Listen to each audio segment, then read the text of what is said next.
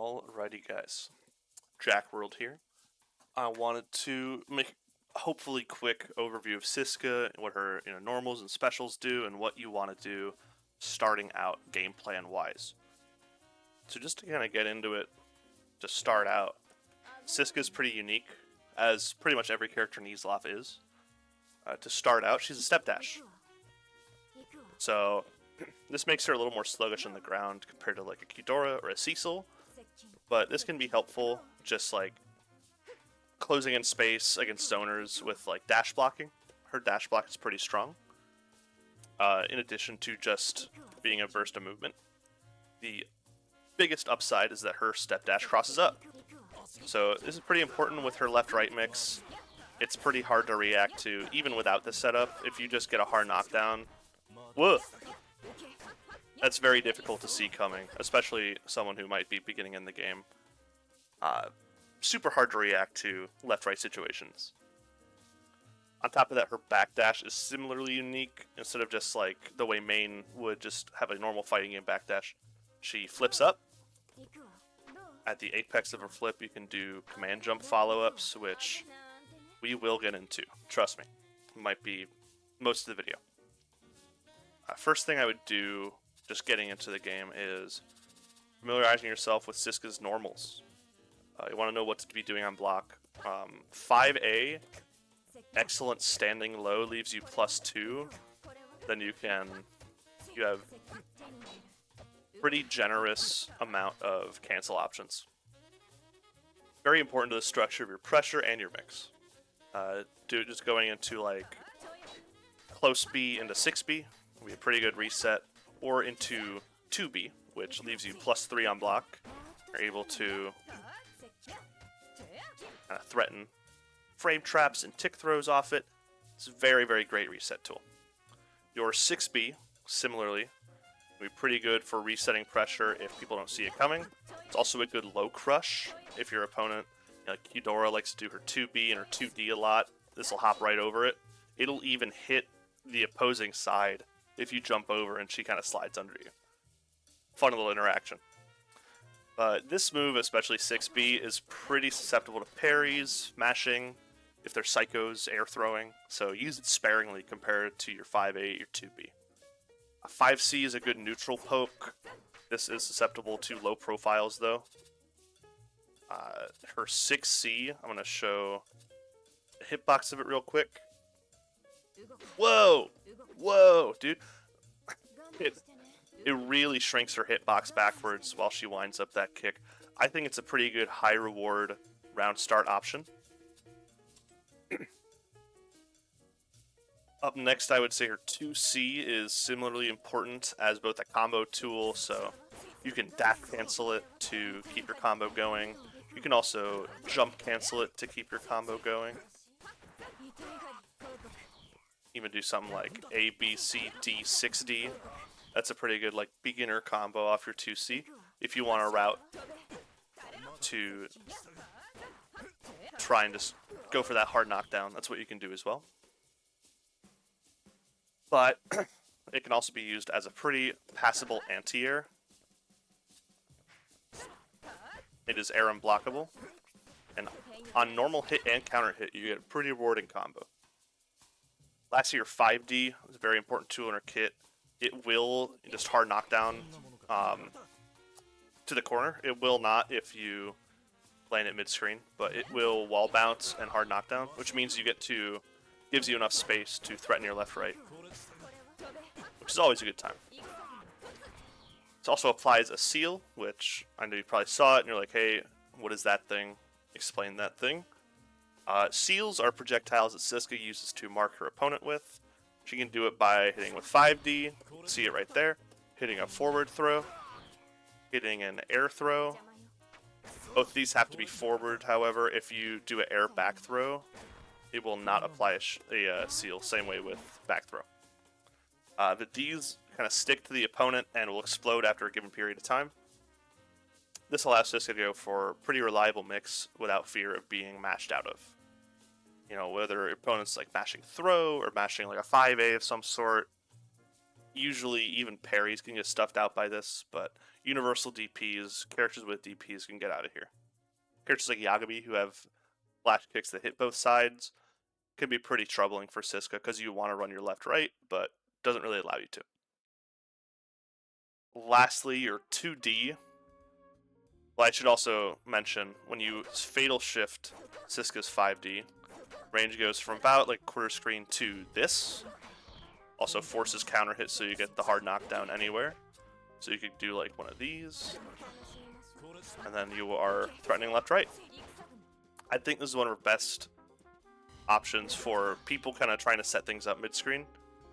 Even, you know, if they're doing like fake Oki trying to do set play or preempt a button, because this is a fatal shift with a screen freeze, you do have iframes from frame 3 until the move comes out.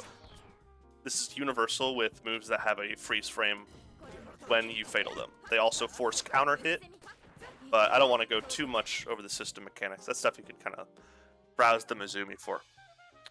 As per aerials, you have a good JA. It's a good air-to-air. Doesn't hit overhead, but it's still a good move just to throw around. I mostly use it as combo fodder alongside JB. JB is more of a purpose-built air-to-air. You know, if you hit with it, you can get a pretty strong combo. Same way with JA. Your JC is your only real overhead that you can get in the air. So most of the time it'll look like something like this, but if I'm hitting here like I was a second ago, this is hitting cross-up. They would have to block to the left there. So you can go for a little bit of nonsense there. Lastly, your JD is pretty unique. I would like to talk about this move a little bit later, but all I want you to know right now is it halts your momentum, and just like your backdash, you can do your command jump follow-ups from it.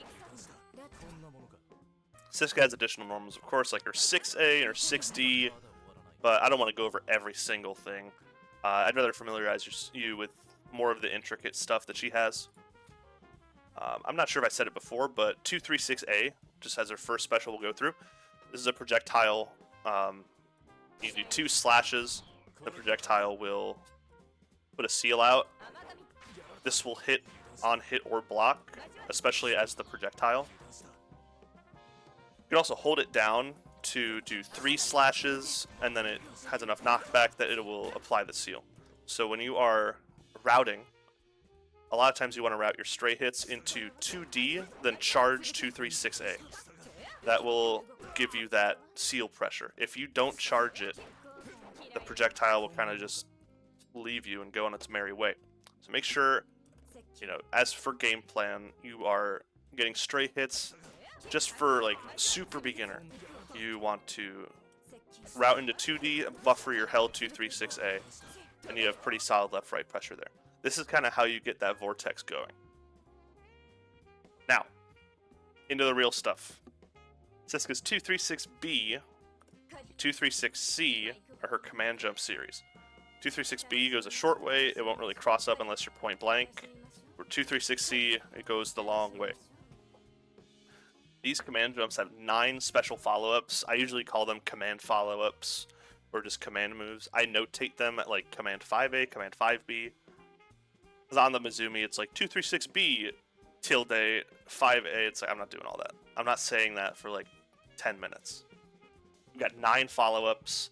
You can do these while command jumping, at the peak of her backdash, or on block or hit from your JD.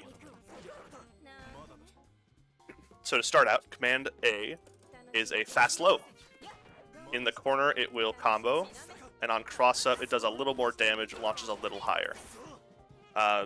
5B is a backward like fadeaway. This is good for faking out jump-ins, faking out cancels, which we'll go over in a little bit, or just retreating from a tough situation. I mean, backdash 5B lands you pretty much full screen. That's not bad. Your 6B is sort of like a turbo fall. You kind of roll the dice in a lot of situations as per which side you end up on with this move, but that being said, it's pretty integral to continuing your vortex off of these hard knockdowns. Of course, you can dash to feign your left-right, but doing like that really messes with people because it's possible to make the sigil hit on one side and then you end up on the other side. So even if they block the sigil, which the seal counts as a projectile, and projectiles have basically zero cross-up protection in this game. If they block that, you might still end up on the other side of them due to the Command 6B. Up next, Command 5C. Now, the C buttons, there are 3 C moves, and they are all unique that they can be canceled out of. So 5C is, you can cancel these C moves into your A moves, your B moves, or your D moves, which we'll talk about right after. Your 5C is sort of an air-to-air call-out. So you hit there, that little X flag shows you that it is air unblockable. So it's a pretty hard call-out on your opponent, and if you get a counter hit, you get a pretty crazy combo here. You get about 5k if I remember correctly, meterlessly. So 4.2k. Let me see if I can go for something better here. Oh my god. I fumbled the last hit, but you can get about 5k damage off these, so super rewarding off the right situation, air to air. But of course, like I said, you have to cancel it into 6B to achieve that. On counter hit, this and Command 6C, both will do a ground tumble. So because of your step dash, you might not always be able to close the ground if you hit them like where Sisca is, and you have to try to go all the way over to the corner. It might not happen. Up next, your Command 6C. This is a higher ward jump in. It's integral to both combo extensions and, I would say, pressure. More importantly, it is pretty much an excellent combo tool. I'm about to show you. You can use it to hit on one side and then hit cross up, and it will not activate, say, move proration. They count as separate special moves. There are other moves that are capable of hitting cross up like that and have different properties when crossing up. And like I said, they will count as separate moves so that same move proration will not activate, which is really important for getting near optimal damage. Right there, I can get 4k off that. If I just did like the same combo ish, you get like 1500 less damage. It's really important to keep your combos creative. That way you avoid that same move proration. Up next is your Command 2C. This is pretty situational. It's a downward slash that you can link into just like these other moves. You can link them into your other specials, but you don't really get a huge reward off it, aside from canceling into 5D, which is integral to your corner swap combos, which I'm not going to go over here because I want to keep it a little bit, as short as I can. Let's see, set him to block. Speaking of, Command 5D is pretty good combo extender and pressure reset. You kind of retreat backwards and hit them with these 3 slashes. This can leave you anywhere from like +1 to like +3. I've had it be like +8. I think on the Mizumi it's +13 on block. So this is really good for extending pressure, even like just canceling into this. I believe you're only like -1 there, so it's not too bad. This can help you both reset pressure or try to go for guard breaks if your opponent likes to mash at the wrong spot. Moving on. Command 6D is a dive kick, and it is your second and last true overhead alongside with JC. So you don't want to use this like an overhead mix-up. I more use this as a combo ender because this move is super minus on block. Anywhere between, I've seen -9, -12. Either way, it applies the sigil on block, but you'll get hit before it detonates, unless your opponent doesn't know what's really going on. But like I said, I use this mainly for combo ending because it gives you that hard knockdown and the sigil, which means, good things for you. Lastly, Command 2D is your Command Super. This move does pretty good damage on its own. It's also invincible on startup. I've done some pretty funny shenanigans, just jumping in and doing Command 2D, trying to beat their anti-air with it. Additionally, when you Fatal Shift, this move does way more damage, as it should for, you know, a 3-bar super. So if you know, get a pretty good combo here, you get like near optimal starting combo, you can... Oh, it dropped it!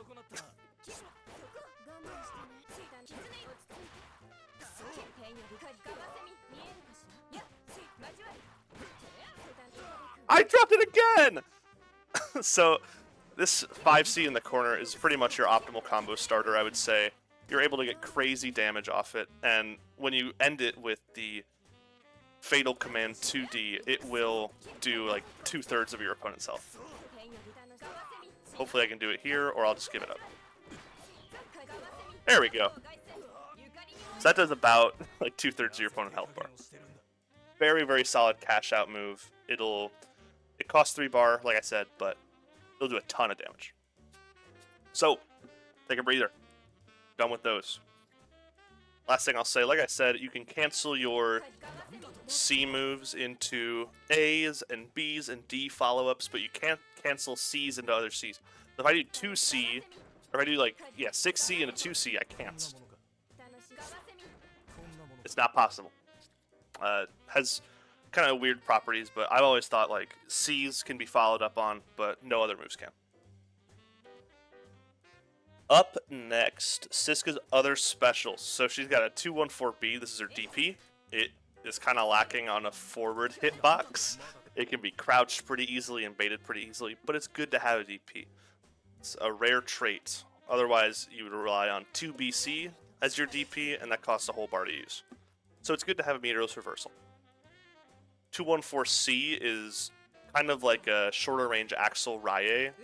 It has different properties if you hit cross up, just like some of those command specials. You can usually get like a pretty weird looking combo with meter, but overall, you can use these both out of command jump as well. But off a cross up, you don't really get a huge combo. I mostly use 214C if I need something to extend combos in the corner with, and I don't really have something off the top of my head that I can do. Just to avoid getting same move proration. Move doesn't do like crazy damage, especially when it doesn't cross up, but it's good to have. It's another, purpose-built move. Sisca's DP as well. It has different properties in the air. I don't think it is invuln at all if you do it in the air. But most importantly, if you fatal it in the air, it leaves a ring that explodes, kind of like your sigils. So you can kind of, if you want to go next level and threaten high-low, you can kind of do like jump cancel JD, fatal DP into JC. Similarly, you can threaten a low. You can also just like TK it, let it rip. But that's pretty hard.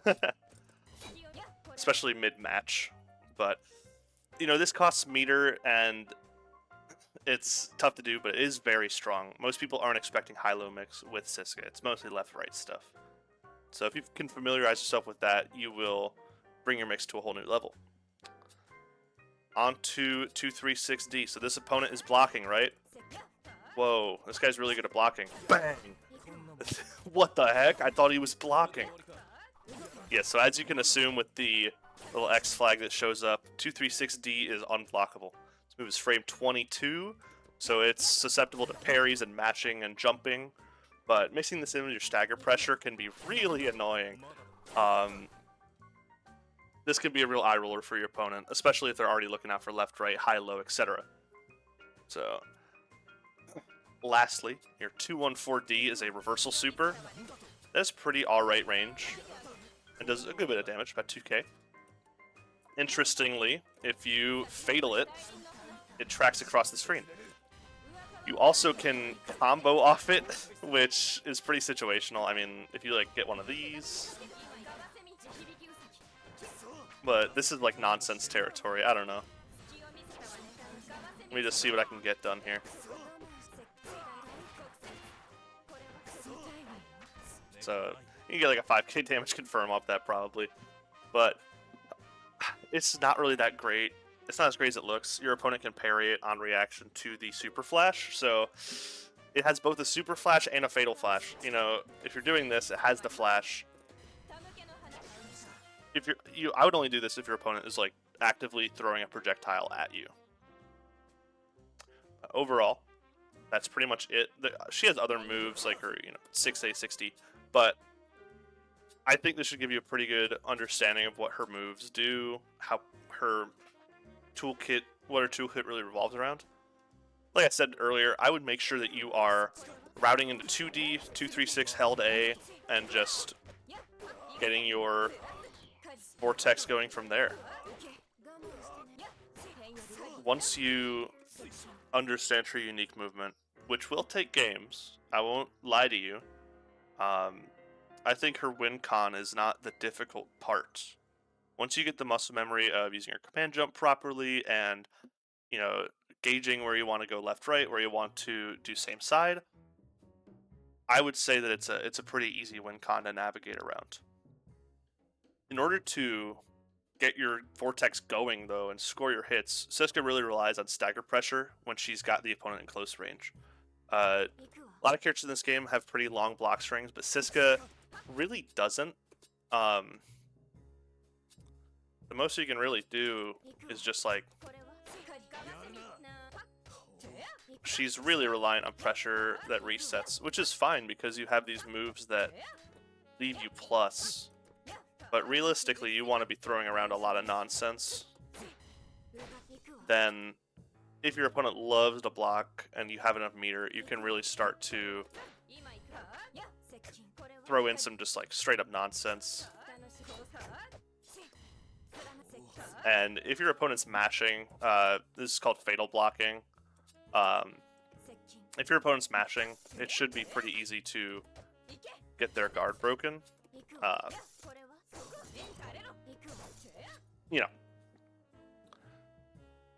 Your goal though is off of like most big hits, so like your 6B or your 5C, you want to get hard hitting count like hit confirms into something that resets pressure, whether it be linking into 2D or in the corner linking into 5D, or post combo linking into your